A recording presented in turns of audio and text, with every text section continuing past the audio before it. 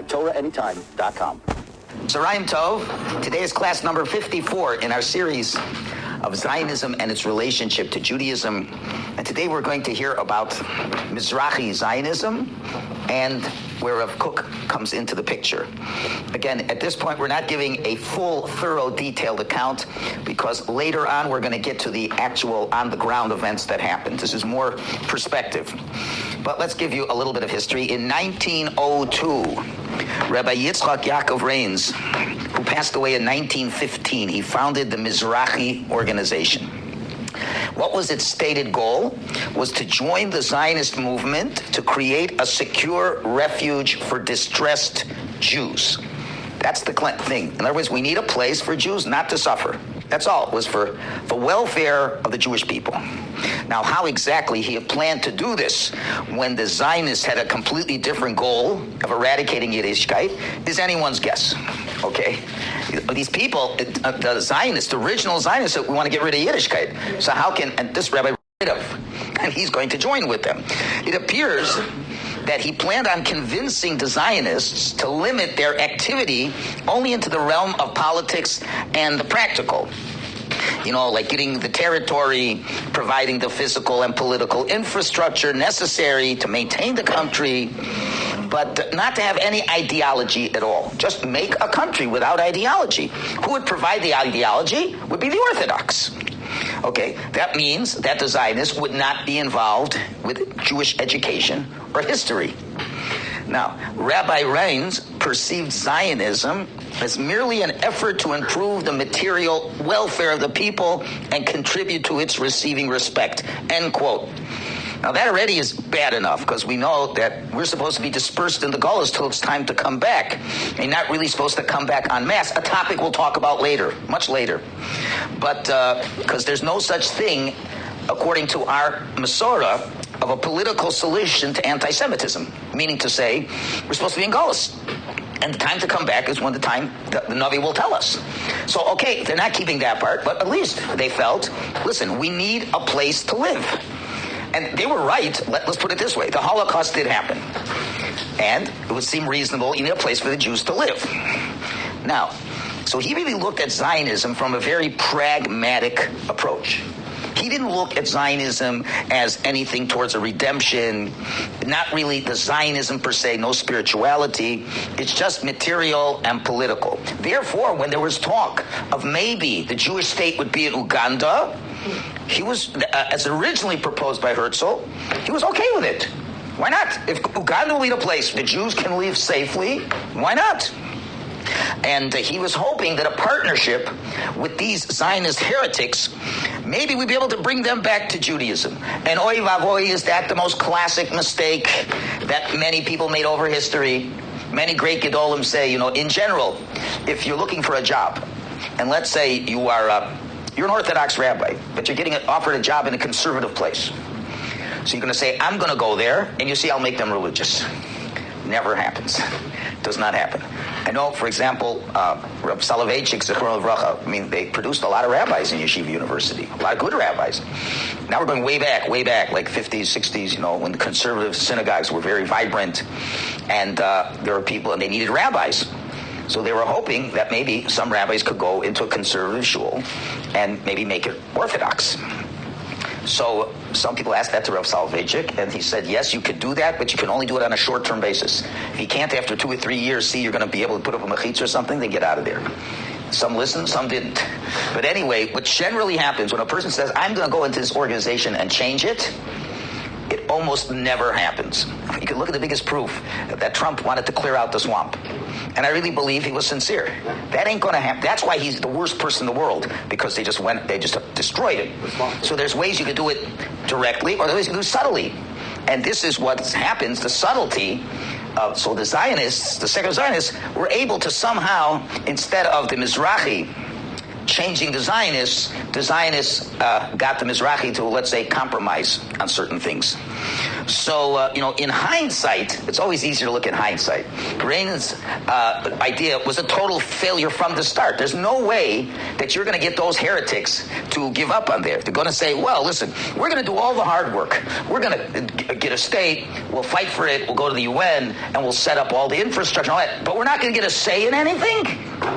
The real say is how the country's going to look. What's the philosophy of the state? People don't like to do all the work and not get any of the input on how to direct that. And so, and therefore, you have to realize the whole existence of the Zionists was, as we've said so many times, is to shmad the Jewish people. You're dealing with people who want to shmad. Now, it could very well be that people like Reines and others could not believe they're that wicked. That could be. And maybe he felt, listen, we're going with Torah. Torah is the emes, and with the emes we will win.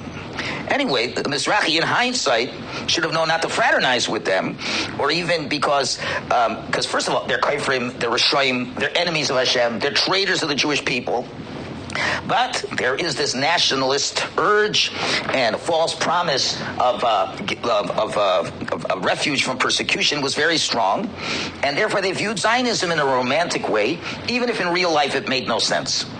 And so really, I would say the Mizrachi really had very, very l'shem shemaim reasons. I really believe, not like the secular Zionists, but the Mizrachi really was l'shem shemaim. We need a place to be safe. These guys are willing to do the heavy lifting. Let's have them do the heavy lifting, and let's just try to make up a safe place. Let's say if the Jews would have taken Uganda, let's say they would have taken Uganda, okay? Guess what? And millions of Jews would have gone to Uganda. They wouldn't have been killed in the Holocaust. So remember, it's easy to judge them in retrospect. You talk about early 1900s, okay, late 1800s. You say, let's just have a place for Jews to be. Sounds reasonable. These guys are kaifrim. They're just going to make the government, but we're going to be able to do what we want. So, but what the worst part is, the Gedolei Yisrael said don't. Reb Chaim Brisker, the Chavetz Chaim, who were really the Gedolei Hador of the time, they warned of the poison over here. Let's take a look at the first source on the page. Reb Chaim says, I do not know how to combat them, the Zionists, since some of these people are already known in their own places as evil, and they've already publicized that their objective is to uproot the fundamentals of religion. And yet still people are following them. He said, I don't know what to do. The Zionists have said clearly we want to destroy Yiddishkeit. So if somebody says, I want to destroy Yiddishkeit, and you say, okay, we'll partner with you, but we won't let you influence us.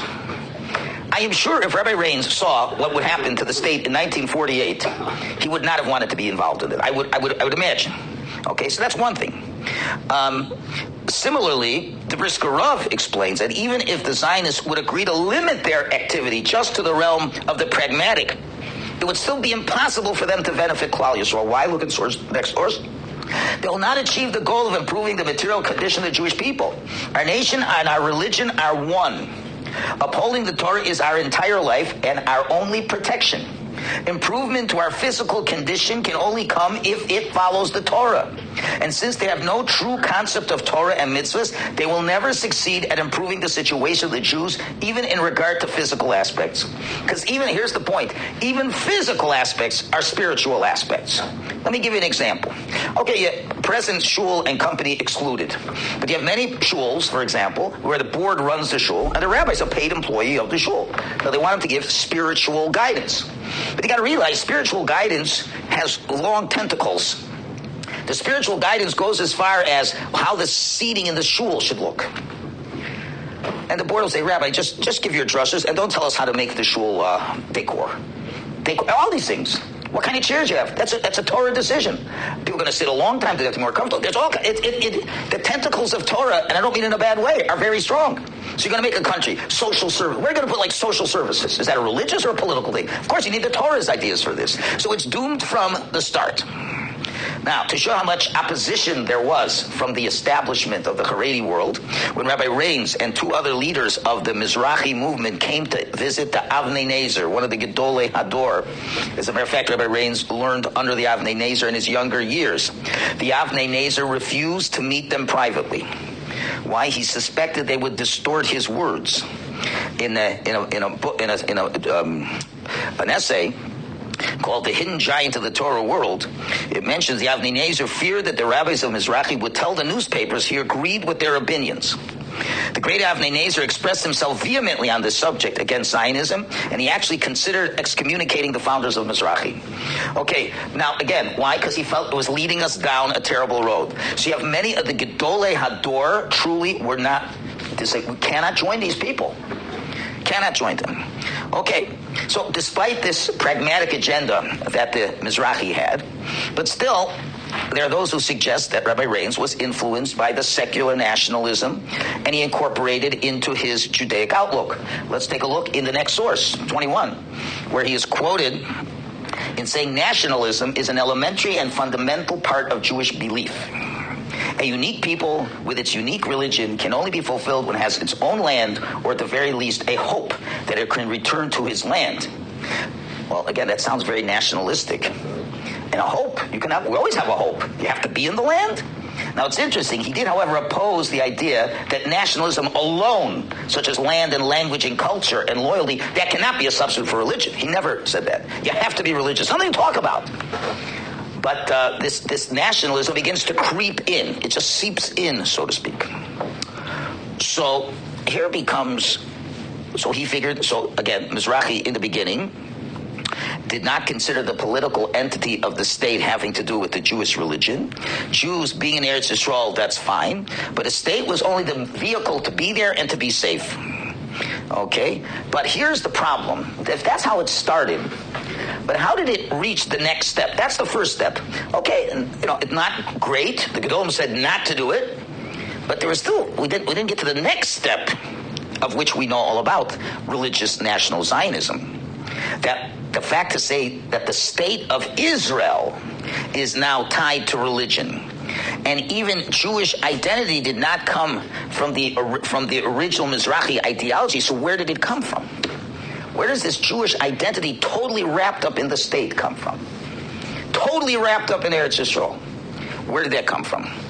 And the answer is, it came. Now, here's where the debate's going to be. Here we're going to get people all upset, people on the right, people on the left. So it's suggested it came from Avraham Yitzchak Kook. And he was responsible more than anyone else, people claim, and we'll see if this is true, for grafting nationalism into Judaism and incorporating non-Jewish ideas into the religion of religious Zionists. This is the claim that's being made. I will present the claim, and I will present my argument on the claim. And then you can decide for yourself. Again, it's not me, I can decide my own personal views, but what was said, and you're going to find there's a lot of confusion. There are certain people, Rav Kook, Yasha Ber Soloveitchik, those two come readily to mind. And there's others that come readily to mind, even if you want to talk about the Breslover Hasidim, to a certain extent, that very, very deep thinking people.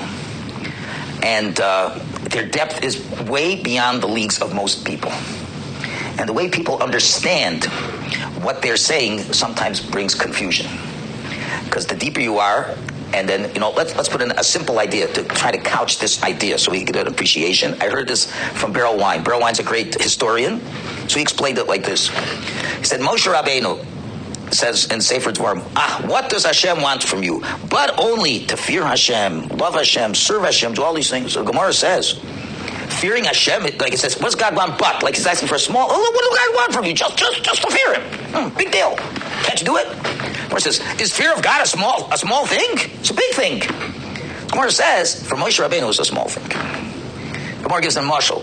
Let's say precious jewelry. For someone who has it, it's not hard to get. For someone who doesn't have the money, it's hard to get.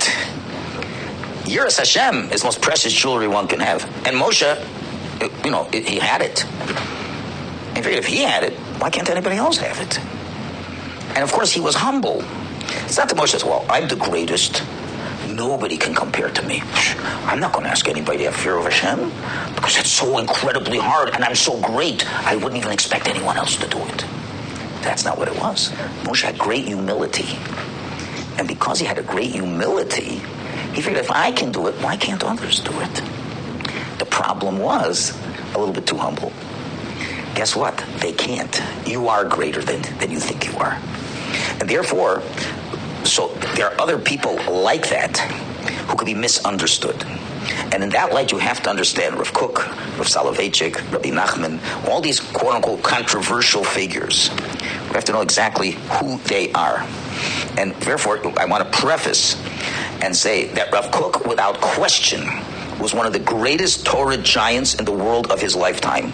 Very few could compare to him. He was one of the most outstanding yeshivas in the Volozhin yeshiva. The Volozhin yeshiva is the heart of the Haredi world.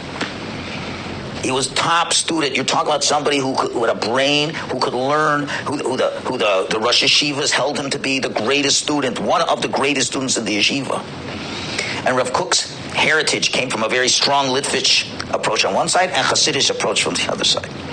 And there was nothing in the written, oral, revealed, hidden Torah that he was not familiar with completely. And in terms of understanding Torah, of being a gadol, he could have very well been the greatest Torah sage of the generation. We must understand this. And anyone who does not believe that, it's very bad. You have to be very careful when we talk about Rav Kook. Remember, these are Gedolei Hador, and we don't even have permission to criticize ourselves, to criticize them, or to analyze them. They're in another league. Who can? Other big rabbis.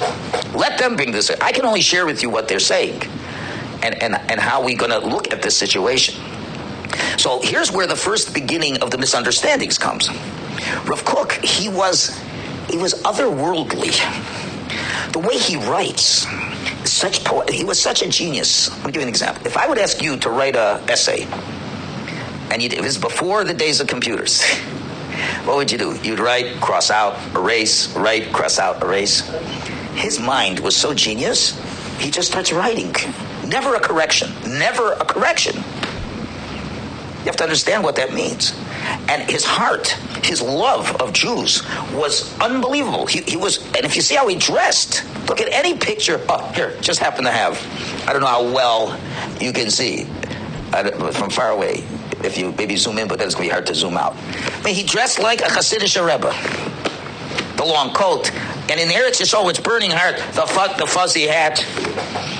Okay, the long flowing beard, not a trimmed beard. This is ultra Haredi / Hasidic, like a combination of a Haredi Rosh Yeshiva and a Hasidic Rebbe. That's who Rav Kook was.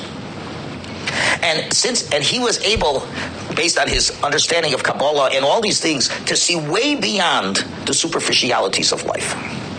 He was able to look at any Jew, and human being for that matter, but Jew, and he knew the emes of what every Jew is. Every Jew, even a kaifer be'ikr, inside has that piece of Yiddishkeit. It has to be drawn out. That's where his most famous line that's often quoted is how you correct sinas china with avas china. And that was, when he looked at anybody, he couldn't help. It's like, me and you, okay, me, I don't want somebody other. I can look at somebody and they look like they're mamish, homeless, drunk, bum, this and that. And my first reaction is, he's a homeless, drunk bum. And I got to force myself. Yeah, but he's a yid. There's a pently yid in there. And there's that. And you try to overcome that initial reaction. Him, the first reaction is a yid. He's Kaddish Fedor. There's no such thing as a yid who can't be saved. You have to know how to bring it out. He looked at every Jew as a diamond in the rough. And he was looking at the events of history, and by seeing his events of history, and here we now come to another very tricky part, because he was so great, he could have real visions of things. Now, he wasn't a Navi. He clearly wasn't a Navi. He never professed to be a Navi. But when you learn that much Torah, God gives you a certain vision. And the vision was incredible. He's looking at all the Jewish people here. He's looking, for so many years, there was not even a hope of ever going back to Eretz Yisrael. And now he sees there's a hope of going back to Eretz Yisrael. And therefore he says, this is, and he was a rabbi in Europe, and they invited him to be the chief rabbi of Haifa.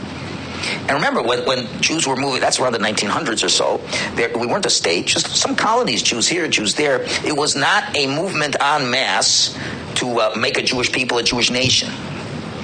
So one of the most, and he was a rabbi who didn't just stay in my little corner of the world. He had a big vision. And probably the best way to appreciate him, before we're going to analyze him, you have to know who he was. A lot of people just say, hey, he did this, he did that, machavek, he can't be anybody important. If he did that, how could we even support what he's saying, what's going on over here? He was also an incredible poet. He wrote poetry. Oh, that's so very weird. No, the Chassam Sofer wrote poetry. And he was very Haredi, very against the Maskilim. You see, certain people are hard to understand. How about Lutzado? They thought he was a kafir.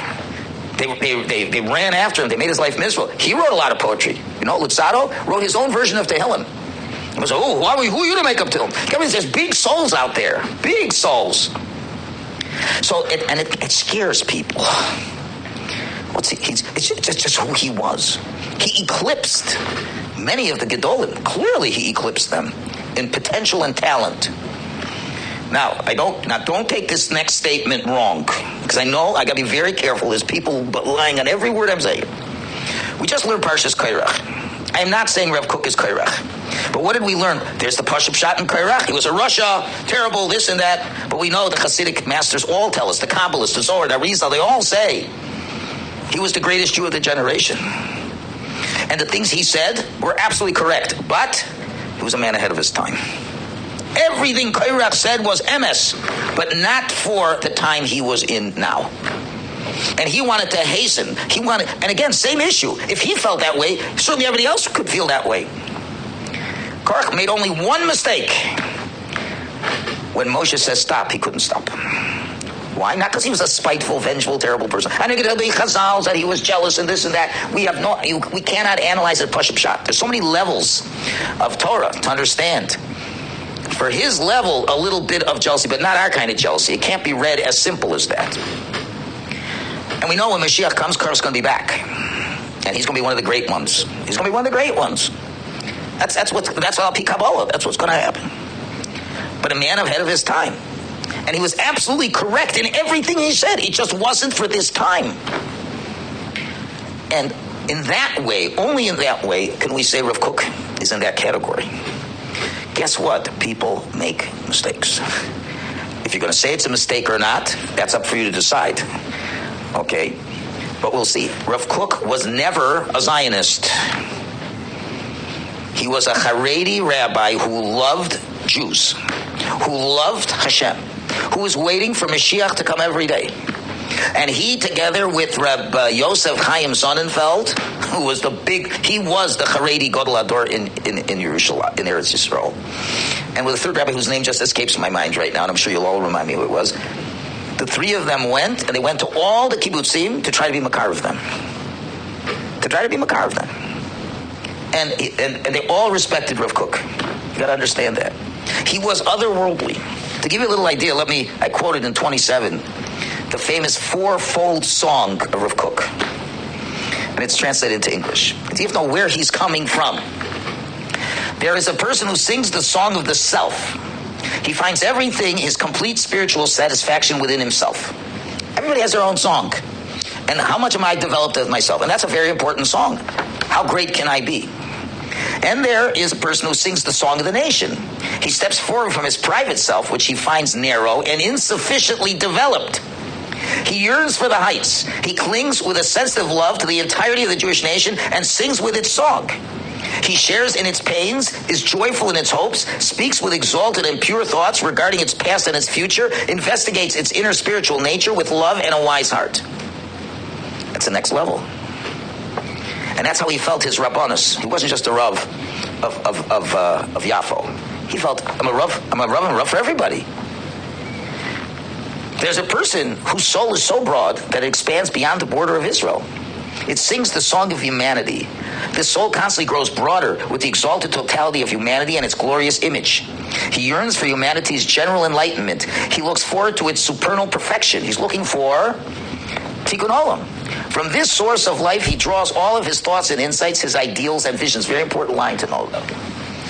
It's not just a Jew. Doesn't the non-Jewish world have to be perfected too? When Mashiach comes, isn't the non-Jewish world supposed to be part of the show? So he has to understand there's a non-Jewish world.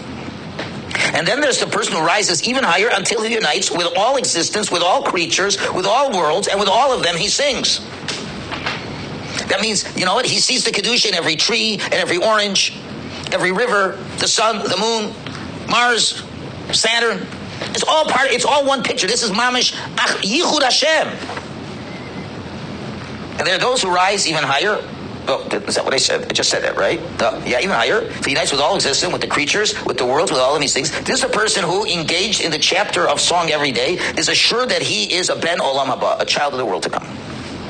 And then there's a person who rises with all these songs together in one ensemble, so that they're all given forth their voices. They all sing with their song sweetly. Each supplies its fellow with fullness and life, the voice of happiness and joy, the voice of rejoicing and tunefulness, the voice of merriment, and the voice of holiness.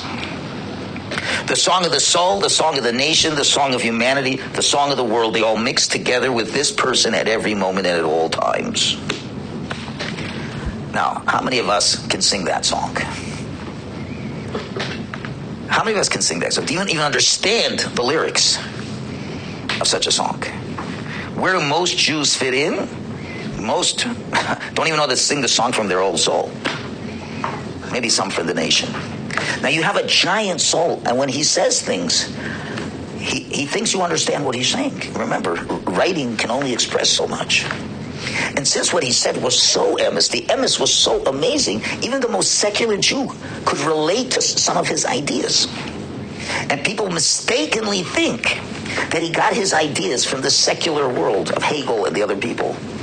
And people mistakenly think, oh, he read their works. That cannot be.